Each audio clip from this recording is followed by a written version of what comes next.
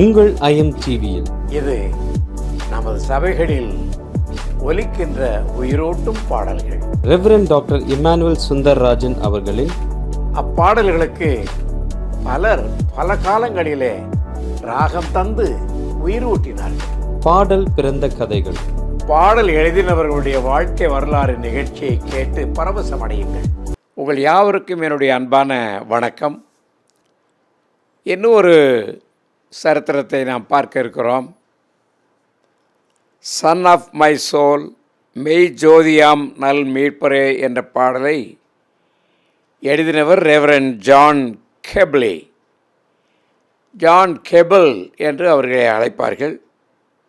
நம்முடைய ஆலயங்களில் மாலை ஆராதனையிலே பாடப்படும் இப்பாடலை எழுதியவர் ஜான் கெபிள் என்பவர்.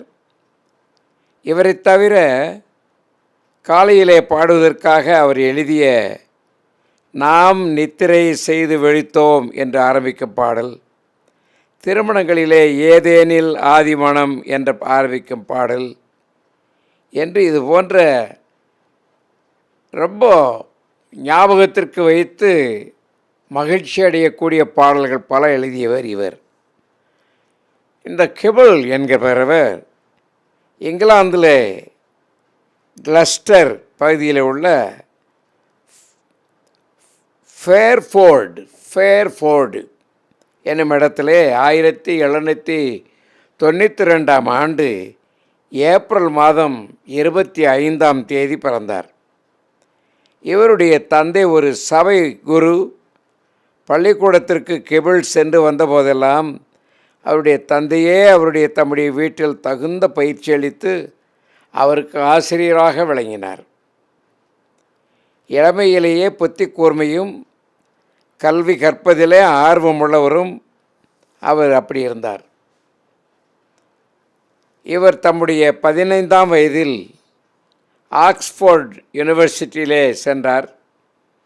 அவருள் கிறிஸ்துவின் பேருள்ள அன்பும் வளரவும் கிறிஸ்தவ பண்பு உருவாக வேண்டுமென்று விரும்பி அவருடைய தந்தை அவரை வளர்ப்பில் மிக அக்கறை காட்டி வந்தார்.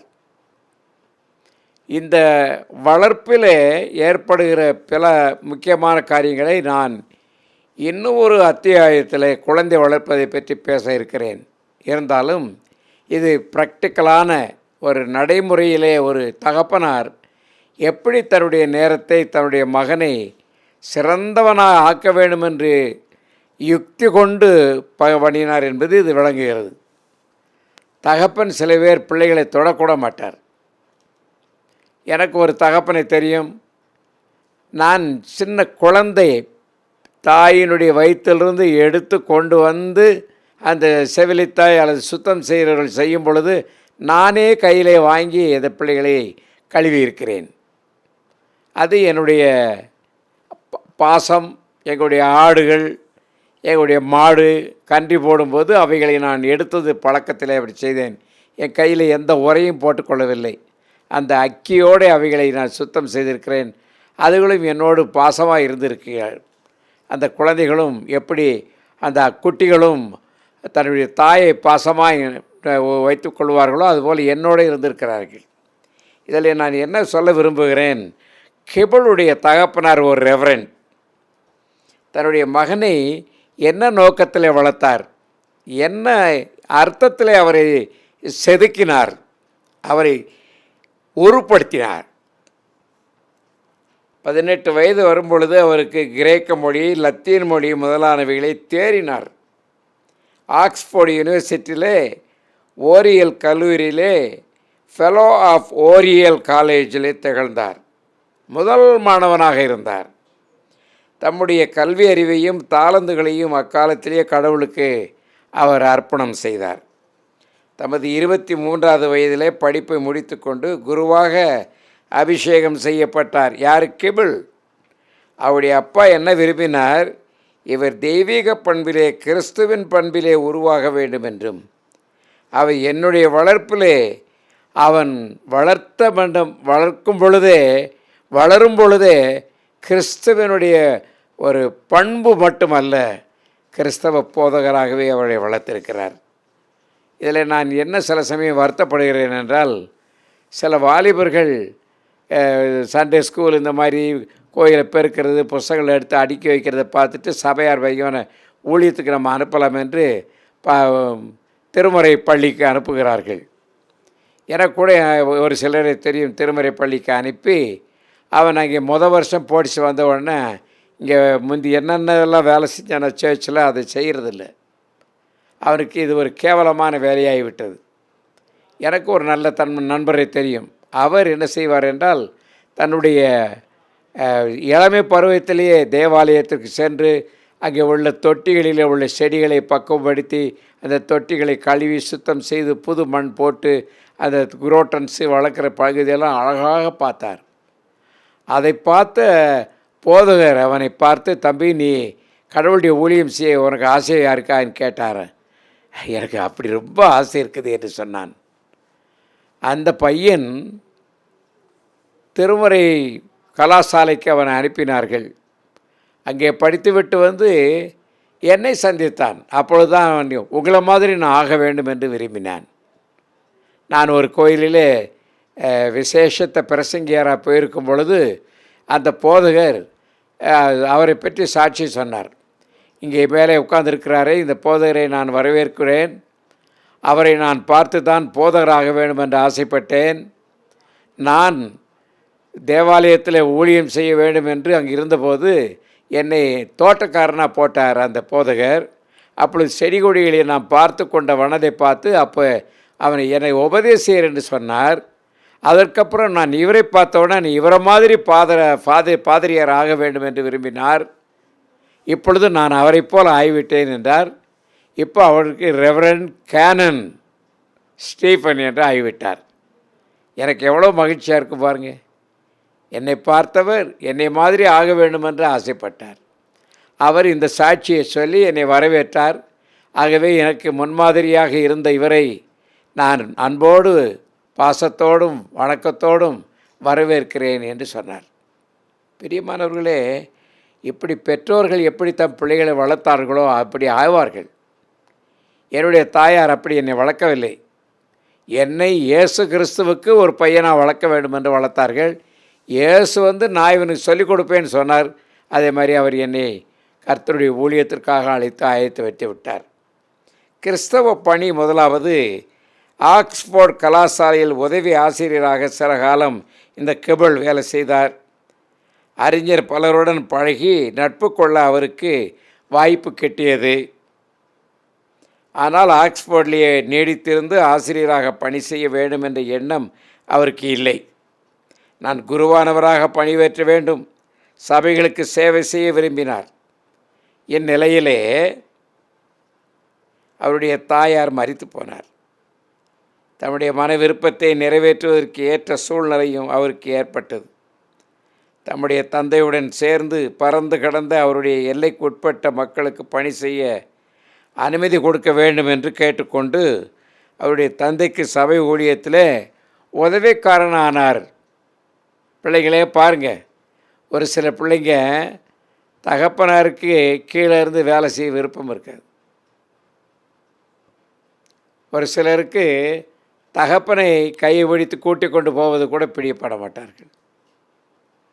இவர் தகப்பனிடத்தில் அசிஸ்டண்ட்டாக வேலை செய்ய வேண்டும் என்று கேட்டுக்கொண்டார். அது எதை காட்டுகிறது என்றால், இந்த இளையவன் மகனுடைய இருதய பக்குவம், அவனுடைய சிந்தனை கற்றுக்கொள்ள வேண்டும். இவரிடத்தில் நாம் ஒரு குருவானவராக வைத்து கொண்டு பழக வேண்டும், வாழ வேண்டும் என்று அவன் இருந்திருக்கிறான். டேடி இப்படியா சேத டேடி அப்படி சொல்ல மாட்டான். அவன் ஒரு அசிஸ்டண்ட்டாக இருந்து ஒரு சீனியர் போதகரிடத்தில் எப்படி பேசுவோமோ அப்படி பணிவோடு அவன் பேசுவான். அதுதான் கிபிள் இடத்துல இந்த தெய்வீக சக்தி. பிரியமானவர்களே, நான் இதை உங்களுக்கு எப்போதும் வலியுறுத்த விரும்புகிறேன். இந்த மாதிரி கதைகளை நீங்கள் கேட்கும் பொழுது நல்ல சத்தியங்களை நீங்கள் தெரிந்து கொள்ள வேண்டும். தகப்பனிடத்தில் கீழ்ப்படிதலையும் தாழ்மையையும் பணிவிடையையும் அவன் செய்து வந்தான். தம்முடைய மன விருப்பத்தை நிறைவேற்றுவதற்கு ஏற்ற சூழ்நிலை அங்கே ஏற்பட்டது. தந்தைக்கு உதவிக்காரனாக இருந்தான். கல்லூரியில் மாணவனாக இருக்கும் பொழுதே கிபிள் ஒரு கவிஞனாக இருந்தான், பாடல் எழுதுகிறவராக இருந்தார். அவருடைய கவித்திறனை அறிந்த தந்தை அவர் கவிதைகள் எழுதுவதில் உற்சாகமூட்டி வந்தார். மகனே, நீ எழுது, அது நல்லாயிருக்கும் என்று சொல்லுவார். அவர் கைவசம் இருந்த பாடல்களை ஒரு புத்தகமாக வெளியிடும்படி அவருடைய மகனை கேட்டுக்கொண்டார். புகழை விரும்பாத அந்த கிபிள் தம்முடைய பெயரால் அவைகள் அச்சடிக்கப்படுவதை அவர் விரும்பவில்லை. தம்முடைய பெயர் இல்லாமல் கிறிஸ்தவ ஆண்டு என்ற தலைப்பில் தாம் எழுதிய பாடல்களை அச்சடித்து ஒரு புத்தகமாக வெளியிட்டார். நான் புத்தகத்தை எல்லாம் நான் எழுதும் பொழுது நானாக ஒரு போட்டுக்கிறது இல்லை. அதில் உள்ள முக்கியமான கருத்துக்களைத்தான் தலைப்பாக போட்டிருக்கிறேன்.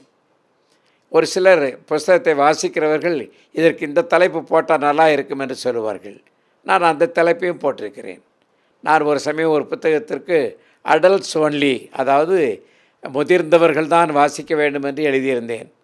அவர் சொன்னார், இது அடல்ட்ஸ் ஒன்லின்னா ஏதோ கெட்ட காரியம் போல் இருக்குன்னு நினப்பாங்க, அதனால் இதற்கு லைஃப் இன்ஸ்ட்ரக்ஷன் இருக்கட்டுமே, லைஃபினுடைய வாழ்க்கை குறிப்புகளாக இருக்கட்டும் என்று எழுதினார்கள். அந்த புத்தகம் சமீபத்தில் வெளியிட்டேன்.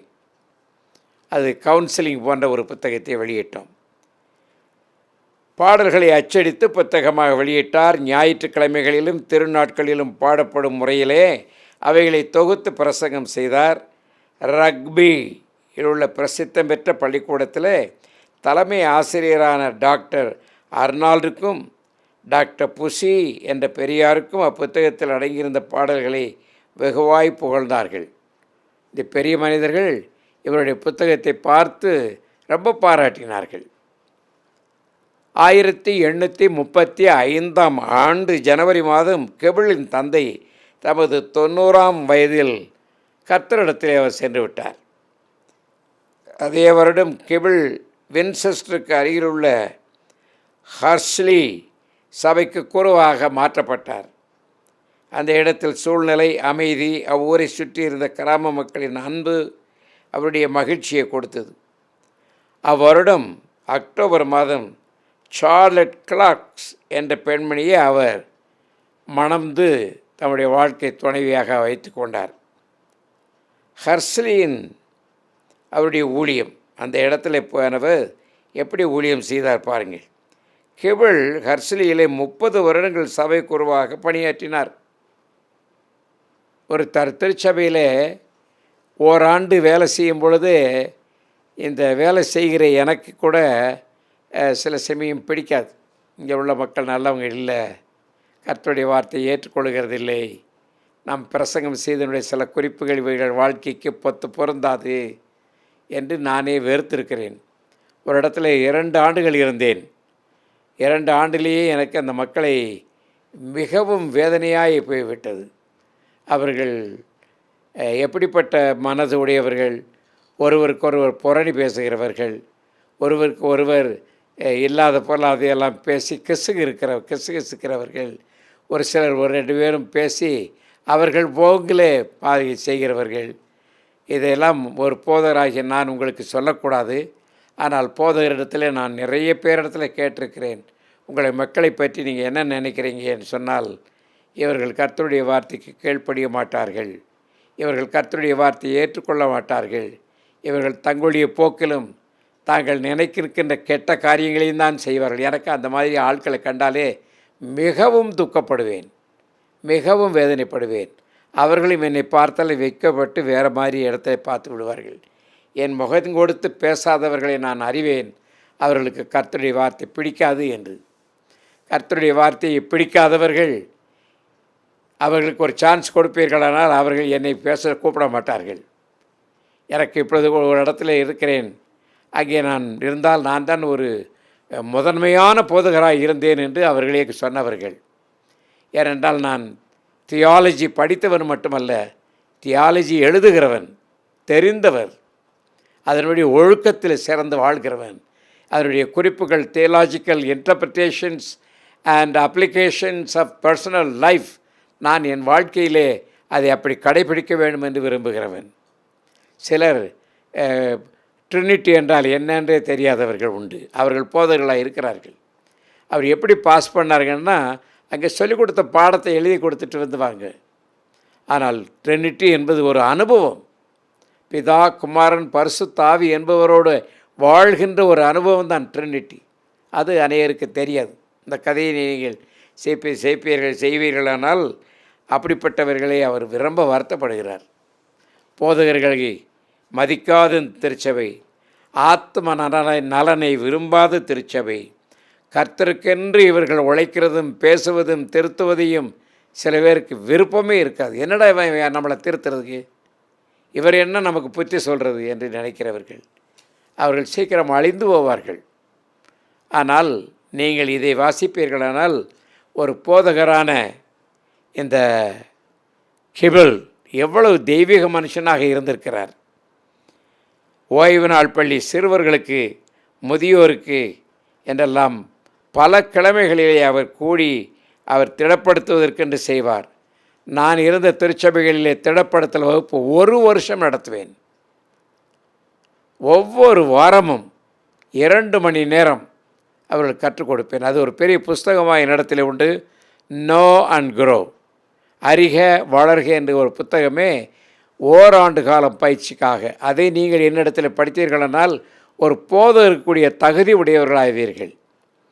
அதாவது பேச்சுலர் டிகிரி இன் தியாலஜி புக்கில் இந்த புத்தகம் ஏறக்குறைய படித்தீர்களானால் 10 வாரங்கள் படித்து முடித்தீர்களானால் நீங்கள் ஒரு போதகர் ஆவதற்குரிய தகுதியினுடைய அறிவு அதில் கொடுக்கப்பட்டிருக்கிறது. அப்புறம் அந்த திடப்படுத்தல் பெற்ற மாணவர்களை ஓராண்டு காலம் என்னுடைய மேற்பார்வையிலே வளர்ப்பேன். அவர்கள் கோவிலில் என்ன பணி செய்ய வேண்டும், போதகருக்கு என்ன பணி செய்ய வேண்டும், சபையாருக்கு என்ன பணி செய்ய வேண்டும், எப்படி தொண்டு செய்ய வேண்டும் என்கின்ற எல்லா காரியத்தையும் அவர்களுக்கு நான் செய்து படிக்க கொடுத்திருக்கிறேன். என்னிடத்தில் இருந்த மாணவர்கள் என்ன ஒரு 2 வருஷம் படிக்க வைக்கிறார் என்று நினைத்தார்கள். ஆனால் அவர்களெல்லாம் கற்று தேர்ந்தவர்கள் மட்டுமல்ல, முதிர்ச்சி அடைந்து தெய்வீக வளர்ச்சி அடைந்தவர்களாக இருக்கிறார்கள் என நான் அறிவேன். அவர்களிலே பலர் டாக்டர் பதவிக்கு படித்தார்கள். அவர்கள் இன்னும் கூட ஒரு எளிய மனிதர்களாக, தாழ்மை உடையவர்களாக, தொண்டர்களாக இருக்கிறார்கள் என்பதற்கு நானே சாட்சி. அந்த திருச்சபையிலே நான் போதகராக இல்லை. ஆனால் அங்கே அவர்கள் வருவார்களானால் என்னை பார்த்து நான் ஒரு போதகராகவே இருப்பதாக அவர்கள் நினைப்பார்கள். நான் ஹாஸ்பிட்டல் போனாலும் கூட அங்கே அவர்கள் இருப்பார்களானால் அவர்களை பார்க்க வேண்டும் என்று கேட்டால், இல்லை இங்கே உள்ளே வாங்க என்று என்னை கூப்பிடுவார்கள். அப்படிப்பட்ட ஒரு பெரிய போதனையை அந்த போதகர் விரும்பினார். இளைஞர்களுக்கு போதித்தார், நெருங்கி பழகினார், அவர்களை வழிநடத்தினார். மீட்பின் பேரிலே அவர்கள் என்ன படித்து கொள்ள வேண்டுமோ அந்த கருத்தை படித்து கொடுத்தார். வேத புத்தகத்தில் கருத்தோன்றி படித்து அவர்களை தெய்வீக பாதையிலே வழிநடத்த விரும்பினார். பரிசுத்த ஆவியானவரை கொண்டு வேத புத்தகத்தில் உள்ளவைகளை அவர்களுக்கு கற்றுக் கொடுத்தார். சத்திய வேதங்களின் அவர் பென்சிலை கோடிட்டு காட்டுவார். பறந்து கிடந்த அவருடைய சபையில் எல்லையில் உள்ள 1500 மக்கள் வழிபடுவதற்கென்று 2 கோயில்களை, ஒன்று ஆட்டர்போன் என்னும் இடத்திலும் மற்றொன்றை ஆம்ப்ஃபீல்டு என்ற இடத்திலும் கட்டினார். பல இடங்களிலே பெரிய திருச்சபைகளை கட்டி அநேகர் வருவதற்கு உதவி செய்தார். ஹர்ஸ்லியில் உள்ள ஆலயத்தையும் அவர் புதுப்பித்து கட்டினார். கிறிஸ்தவ ஆண்டு என்ற தலைப்பில் தாம் எழுதிய பாடல் புத்தகங்களை அச்சிட்டு வெளியிட்டார் என்று நான் முதலில் கூறினேன். அப்புத்தகங்கள் சீக்கிரத்தில் விற்கப்பட்டன. அதில் கிடைத்த பணத்தை ஆலயங்களை கட்டவும் ஹர்ஸ்லி ஆலயத்தை புதுக்கவும் செய்தார். எலிசபெத் என்ற அவருடைய சகோதரி கிபிளுடன் தங்கி ஒருவருக்கொருவர் துணையாக விளங்கி வந்தார்கள். எலிசபெத் உடல் நலமற்றவர், இருப்பினும் சகல நற்குணங்களும் படைத்தவர். 1860ஆம் ஆண்டு தமது 70வது வயதில் அவர்கள் மரித்து இறைவனிடையே சேர்ந்தார்கள். அவர்கள் மரித்த பிறகு கிபிள் கூறியதாவது: 20 வருட சுக வாழ்விலும் 50 வருட உடல் நலம் குன்றியிருந்த நிலைமையிலும் அவரிடமிருந்து அன்பற்ற அல்லது தீய பார்வையோ வார்த்தையோ பார்த்ததும் கேட்டதும் கிடையாது. அதாவது வயசாகிவிட்டால் அல்லது வியாதி வந்து விட்டால் உதவி செய்கிறவர்களையும் பக்கத்தில் இருக்கிறவர்களையும் எரிச்சல் படுத்தி பேசவும் அவர்களை புண்படுத்துவதும் செய்வதும் வழக்கமான ஒரு செயல். ஆனால் இவருடைய தங்கச்சி எலிசபெத் அவர்கள் அப்படி தங்களோடு வாழ்ந்த காலங்கள் 20 ஆண்டு காலங்களிலே ஒரு நாளும் எந்த விதமான முனங்கல், வெறிச்சல், தன்னுடைய எரிச்சலை பிறர் மீது கொட்டுகிற பார்வை இல்லை. முதுமையான காரணத்தால் குளிர்காலத்தில் கெபிளின் உடல் நலம் பாதிக்கப்பட்டது. எனவே வெப்பமுள்ள இடங்களிலே தங்கி நாட்களை செலவு செய்யலானார். பென் ஜான்ஸ், டார்க்வே, போர்ன்மவுத் முதலான இடங்களுக்கு அவர் சென்றார். போர்ன்மவுத் என்ற இடத்திலிருந்தான் 1866ஆம் ஆண்டு மார்ச் மாதம் 29ஆம் தேதி கெபிள் திடீரென்று மறுமைக்குள் சென்று விட்டார். ஆண்டவரிடத்தில் சென்று விட்டார். அவருடைய மனைவியும் அதற்கு பின் நீடித்து வாழவில்லை. 6 வருடங்களுக்கு பின்பு அவர்களும் மரித்து நமது ஆண்டவரின் திருப்பாதத்தை சேர்ந்தார்கள். தலை சிறந்த குருவான சபையின் மக்களுக்கு அவர் வாழ்ந்தார். ஒரு கவிஞரான ஒரு மூத்தவராக வாழ்ந்தார். பாடல்களின் மூலமாகவும் கெபிள் சிறந்த பணி செய்திருக்கிறார். மெய் ஜோதியாம் நம் மீட்பரே, நாம் நித்திரை செய்து விழித்தோம், ஏதேனில் ஆதிமணம் பல பாடல்களை தவிர Blessed are the pure in heart, when God of old came down on heaven என்ற பாடல்களையும் இன்னும் பல சிறந்த பாடல்களையும் கெபிள் எழுதியிருக்கிறார். கிறிஸ்துவின் அன்பை நன்குணர்ந்த பக்தன் கெபிள். அவரை மெய்ஜோதி என்றும் நல்மீட்பர் என்றும் உள்ளத்தில் உணர்ந்த காரணத்தால் நெஞ்சு உருகும்படியான பாடல்களை எழுதினார். கிறிஸ்துவின் பேரில் அவர் அன்பும் ஆழ்ந்த பக்தியும் உடையவராய் இருந்தார் என்பதில் அவருடைய பாடல்கள் வெளிப்படுத்துகின்றன. அவர் பாடல்களை வெளிப்படுத்தினதினாலே தான் அவருடைய குணத்தையும் அவருடைய நலத்தையும் மக்கள் சொன்னதையும் சேர்த்து வைத்து பார்த்தால் கெபிள் ஒரு உன்னதமான போதகராக மட்டுமல்ல, தெய்வக்கலையும் முத்திரையும் பெற்ற போதகராக வாழ்ந்தார். பிரியமானவர்களே, நம்முடைய வாழ்க்கையிலே பாடல்களை ஏற்றுகிற மத்தியிலே இப்படிப்பட்ட கெபிள் போன்ற ரெவரண்ட் நம் மத்தியிலே வர வேண்டும் என்று பிரார்த்தியுங்கள். உங்களுக்கு உங்களுடைய போதகர் பிடிக்காவிட்டால், தப்பு செய்தால் பிடிக்காமல் இருக்கலாம். அவர் உங்களுக்கு கடிந்து கொண்டு இப்படித்தான் மாற வேண்டும் என்று பிரசங்கம் பண்ணால் அதுக்காக நீங்கள் அவரை காலி பண்ணக்கூடாது. உங்களை கடிந்து கொள்ளுகிறவர்கள் உங்களுடைய நலனை விரும்புகிறார்கள். கர்த்தருடைய வார்த்தையை பகிர்ந்து உங்களுக்கு பேசுகிறவர் உங்களை நேசிக்கிறார் என்ற அர்த்தம். அவர் பேசினா எல்லாரையும் குத்துவார். ஐயா, உங்களையெல்லாம் குத்தணுங்கிறது போதகர்களுக்கு இஷ்டம் அல்ல.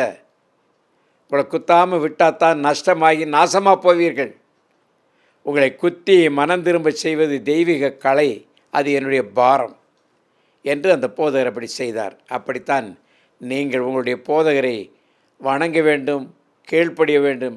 அவருக்கு இங்கிலீஷ் தெரியாட்டா பரவாயில்ல, தமிழ் தெரியாட்டா பரவாயில்ல, ஆனால் கடவுள் தெரியணும். அவர் உங்களுக்கு கடவுளுடைய வார்த்தையவும் கடவுளிடத்தில் என்ன பெற்றுக்கொண்டாரோ அந்த செய்தியவும் அவர் உங்களுக்கு சொல்ல தவறினால் அந்த போதகரை விட்டு விடுங்கள். ஆனால் அது உங்களுக்கு சொன்னால் நீங்கள் அவரை நேசித்து கர்த்தரை பின்பற்றுங்கள். கர்த்தர் உங்களை ஆசீர்வதிப்பாராக.